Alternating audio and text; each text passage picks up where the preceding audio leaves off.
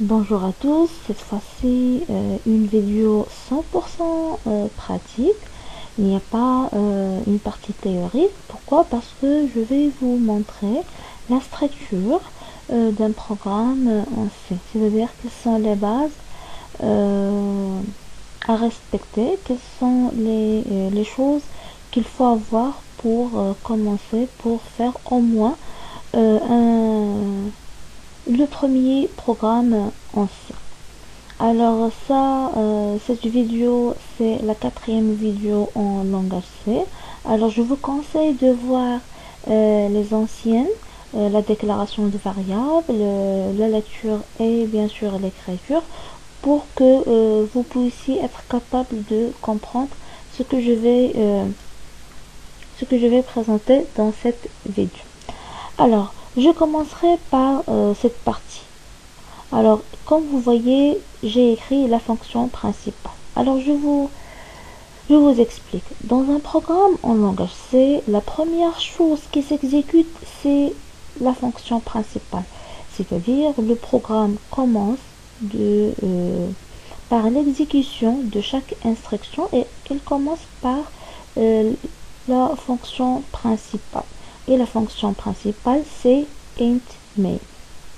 Alors, int main, int main, alors les accolades et à la fin return 0. Alors pourquoi à la fin return 0? Parce que la fonction principale c'est une fonction. Elle est déclarée autant que int, c'est-à-dire il doit retourner une valeur à la fin. C'est pour cela il y a return 0. Peut-être vous trouverez d'autres exercices, vous trouverez d'autres exemples où il n'y a pas int min et il n'y a pas return 0. Alors là, vous avez le choix, soit utiliser int min, soit utiliser la fonction sans int, c'est la même chose. Et dans cette vidéo, je vais présenter les deux cas. Alors, voilà, c'est la fonction principale. Int main return 0, bien sûr, une accolade ouverte, une accolade fermée. C'est la base. Mais aussi, vous allez voir comme quoi il y a quelque chose en haut, c'est include studio, bien sûr, .h. Alors, qu'est-ce que ça veut dire? Include, c'est-à-dire c'est insert. Studio, c'est un fichier. Eh bien, ce fichier, c'est le fichier où il y a la déclaration des ensembles des fonctions d'entrée-sortie. Je vous explique. Alors, dans un programme, on a besoin de lire les variables, d'afficher des valeurs, ainsi de suite. Alors, la déclaration de ces fonctions, que ce soit pour les entrées ou le sorties, c'est-à-dire la lecture ou l'écriture, elles sont déclarées dans un fichier. C'est le fichier stdio.h. Alors, et pour bien sûr apporter ces fonctions et pour bien avoir le fonctionnement de ces fonctions, il faut utiliser le fichier de déclaration. Et pour l'utiliser, il faut l'insérer. Pour l'insérer, on utilise cette instruction. Alors, dièse include studio.h et elle est obligatoire. Alors ça,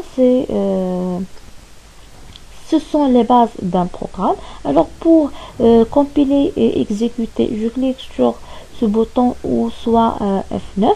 Donc voilà, elle est exécutée. Rien n'est affiché comme message d'erreur.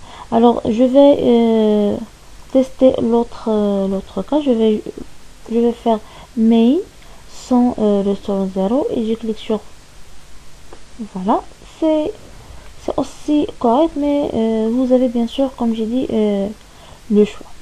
Alors, comme vous voyez, le console, il s'affiche et elle se masque rapidement.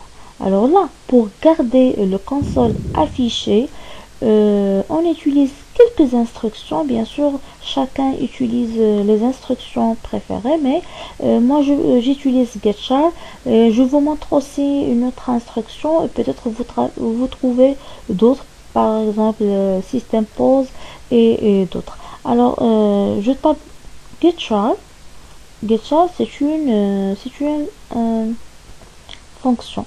Alors, getchar, et je compile et voilà, vous voyez que le console reste affiché et ne sera pas masqué si je clique sur fermer.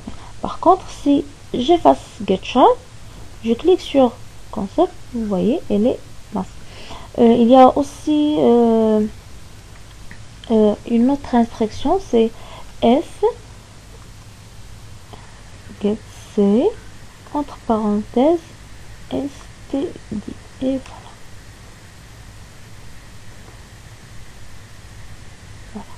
Alors je vais écrire les deux, comme ça vous pouvez les noter. Là c'est getChar.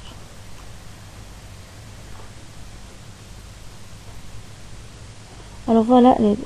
Alors vous avez vu ici normalement une écriture qui est en bleu précédée par deux slash. Alors ça s'appelle commentaire. Alors les commentaires ne s'exécutent pas dans un programme. Alors je viens de dire comme quoi la bibliothèque Studio, c'est-à-dire le fichier Studio, permet de gérer les entrées et sorties. Alors voilà, on a utilisé deux fonctions. Venons voir qu'est-ce qu'il y aura comme erreur si je supprime cette include. Voilà un message d'erreur. Alors dans le console de message d'erreur, alors in function int main getChar undeclared. Et même la deuxième fonction, elle est indéclarée. Pourquoi elle est indéclarée? Tout simplement parce qu'il n'y a pas le fichier où il y a les déclarations. C'est include que je viens de d'effacer. Alors voilà, maintenant voilà. Alors ça c'était les bases d'un programme. Qu'est-ce qu'il faut avoir dans n'importe quel programme? Alors je répète, il faut bien sûr insérer les bibliothèques, les fichiers, que ce soit les fichiers d'entrée et sortie, comme Studio. Nous aurons besoin par exemple des fonctions de mathématiques. Il faut insérer les fichiers où il y a la déclaration des fonctions mathématiques. Il y en a plusieurs fichiers et à chaque fois j'utiliserai quelques instructions. Je vais vous montrer les autres fichiers. Et bien sûr la fonction principale, et dans la fonction principale vous trouverez la déclaration d'une variable, la lecture, l'écriture et les opérations, et à la fin les deux fonctions pour garder le console affiché. Alors je répète, cette vidéo a été juste pour présenter les bases d'un programme. Je vous donne un rendez-vous dans le prochain vidéo où je vais vous montrer ou peut-être réaliser un premier programme ou votre premier programme. À très bientôt.